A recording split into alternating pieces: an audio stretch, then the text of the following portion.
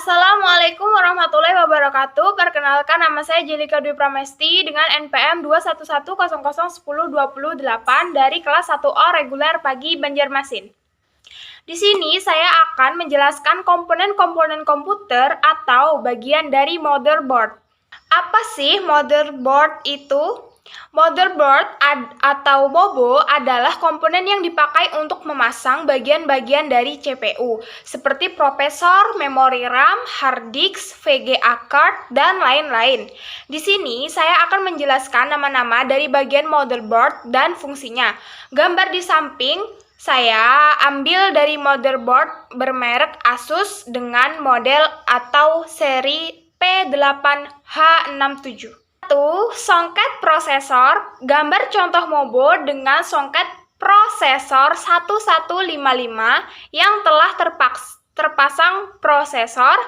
Songket merupakan tempat prosesor ditanam. Jadi, di sanalah tempat untuk memasang prosesor ketika ingin memasang, dan prosesor memiliki salah satu fungsi vital, yaitu memproses perhitungan digital.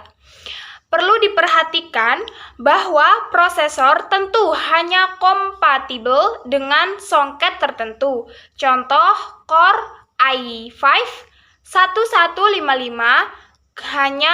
hanya kompatibel atau cocok dengan motherboard yang memiliki songket 1155. Gambar contoh MOBO Asus P8H67 di samping memiliki songket 1155. Baiklah, di sini saya akan menjelaskan urutan generasi prosesor Intel. Berikut urutan generasi prosesor Intel dari generasi pertama sampai generasi yang paling terbaru beserta keterangannya. 1. Nehalem adalah arsitektur prosesor Intel yang dirilis untuk memproduksi pada tahun 2010. Ini merupakan penerus arsitektur Core awal yang memiliki keterbatasan tertentu seperti ketidakmampuannya dalam meningkatkan clock speed, tidak efisien, dan lain-lain. Nehalem menggunakan teknologi fabrikasi 45 nanometer dan memperkenalkan kembali teknologi hyper-threading yang sebelumnya telah ditinggalkan terutama pada model prosesor Core i3 pertama.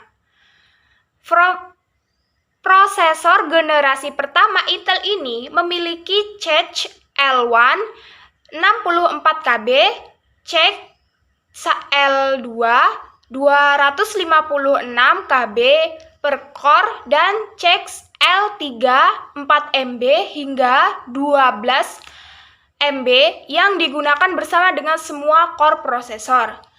Nehalem juga mendukung soket LGA 1156 dan 2 channel DDR3. Yang kedua ada Sandy Bridge.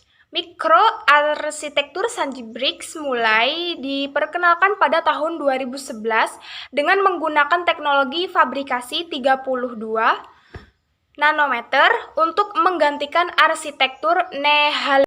Teknologi fabrikasi 32 nanometer yang digunakan oleh Sandy Bridge ini membuatnya lebih ringkas serta efisien ketimbang Nehalem yang memakai teknologi fabrikasi 45 nanometer.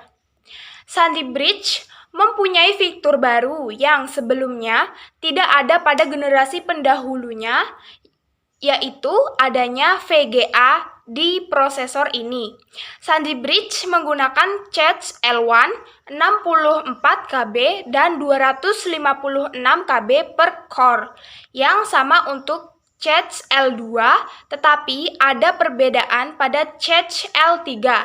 Biasanya, cache L3 prosesor Sandy Bridge adalah dari 1 MB hingga 8 MB.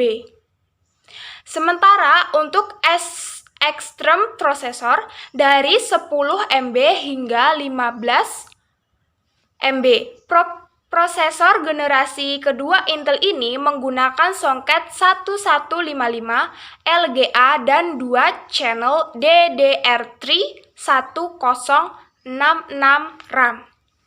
Di bagian ketiga ada Ivy Bridge. Diperkenalkan pada bulan September 2012. Generasi prosesor ketiga Intel ini menggunakan fabrikasi 22 nanometer yang membuat Ivy Bridge lebih efisien dan juga lebih cepat dibandingkan generasi sebelumnya.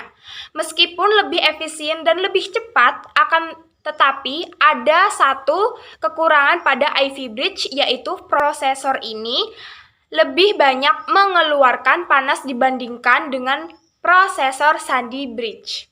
Di bagian keempat ada Haswell. Haswell merupakan generasi keempat Intel yang diluncurkan pada tahun 2013. Untuk teknologi fabrikasi, prosesor ini sama seperti Ivy Bridge, yaitu menggunakan 22 nanometer. Walaupun memakai teknologi fabrikasi yang sama, tetapi untuk kecepatan, Haswell lebih unggul ketimbang Ivy Bridge. Selain itu, Haswell juga membawa banyak fitur yang sangat menarik seperti support untuk soket baru LGA 1150, BGA 1364, LGA 20113, teknologi DDR4, desain Keynes baru, dan lain-lain. Manfaat utama Haswell adalah dapat digunakan pada perangkat ultra portable karena prosesor ini mengkonsumsi daya yang rendah. Di bagian kelima ada Broadwell. Broadwell dirilis oleh Intel pada tahun 2015. Prosesor ini menggunakan teknologi fabrikasi 14 nm yang berukuran 37% lebih kecil dari pendahuluannya.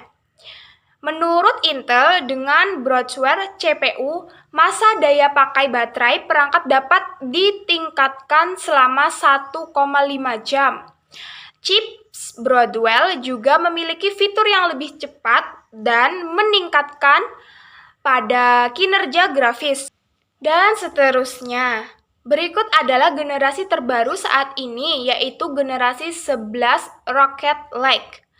Prosesor dengan codename Intel Rocket Lake, lebih spesifiknya Rocket Lake S. Ini sudah menggunakan arsitektur baru, sesuatu yang tidak terjadi pada beberapa generasi sebelumnya pada prosesor desktop Intel. Arsitektur baru yang digunakan Intel Core generasi ke-11 dengan codename Intel Rocket Lake berasal dari arsitektur yang ditunjukkan untuk teknologi node lebih baru yang berbagai peningkatan performa dari generasi sebelumnya. Masuk ke dalam slot RAM. Gambarnya seperti di samping.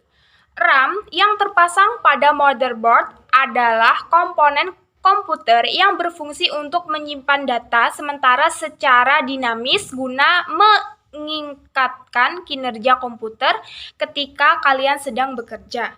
Dengan kata lain, komputer membutuhkan RAM sebagai tempat sementara penyimpanan dan pemuatan data aktif sehingga kapanpun prosesor membutuhkannya. CPU tidak perlu mengambil data baru dari hard disk. Jadi, RAM ini berguna untuk meringankan kinerja CPU dengan cara melakukan pintasan pemuatan data agar pengguna mendapatkan pengalaman terbaik ketika menjalankan program-program yang ada di komputer. Motherboard di atas tadi menggunakan memori RAM jenis DDR3.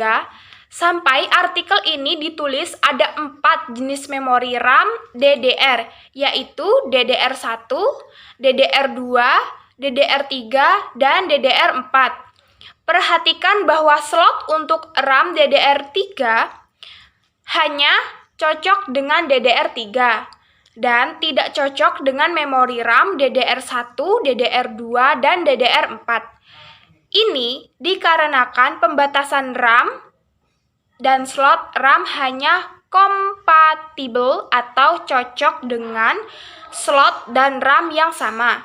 Selanjutnya, ada 23 pin power connector, merupakan konektor power 28 dalam kurung 24 ditambah 4 pin dari power supply.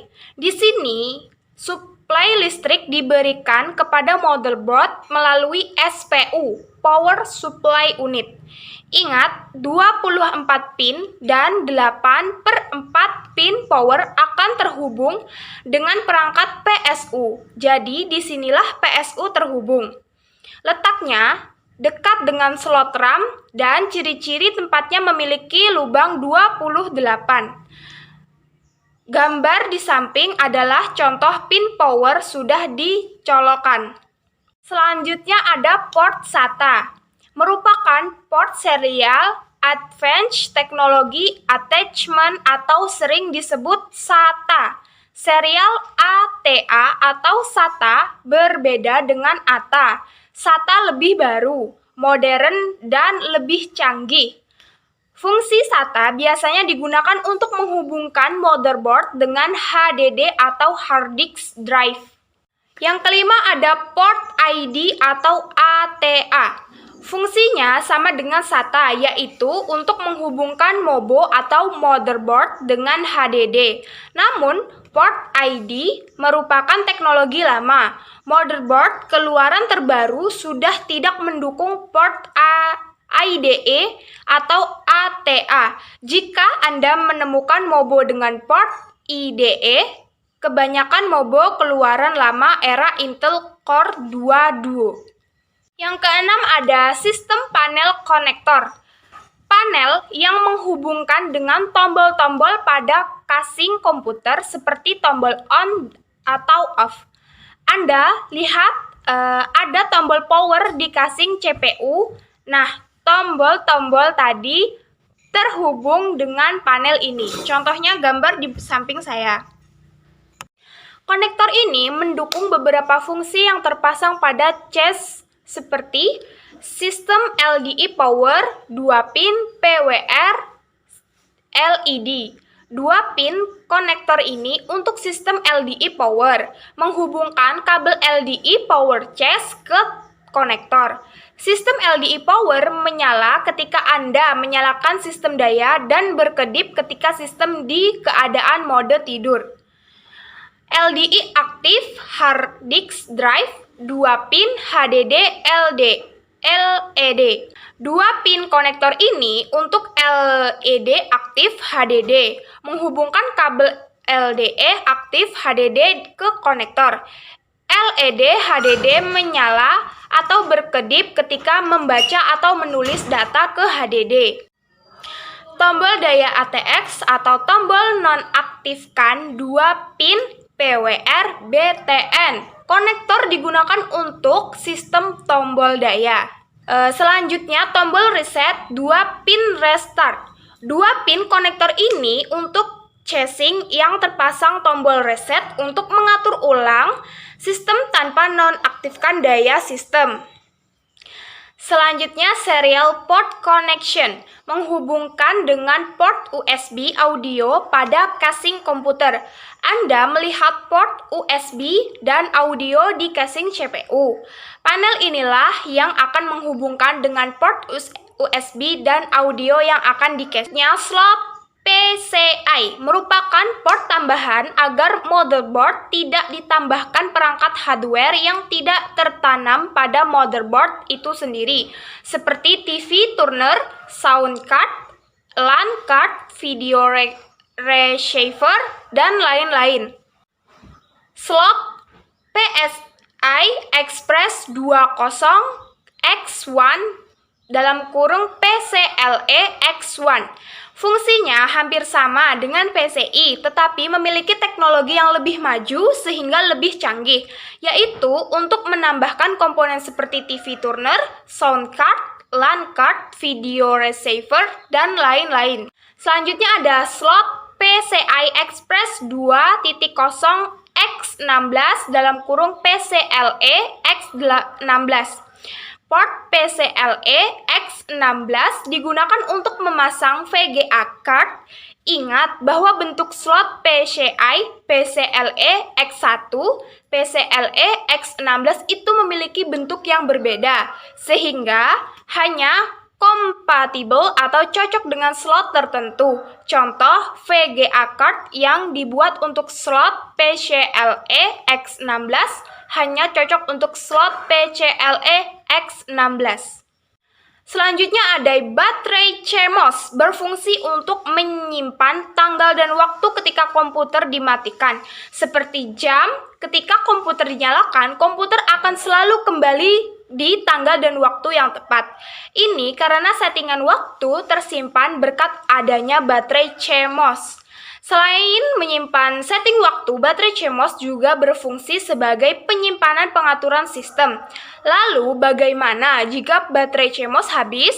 Jika baterai CMOS habis, maka pengaturan tanggal akan kembali ke tanggal di mana motherboard itu selesai dirakit. Dan Anda perlu tahu menyeting sistem motherboard kembali. Kemudian ada 8 pin power connector.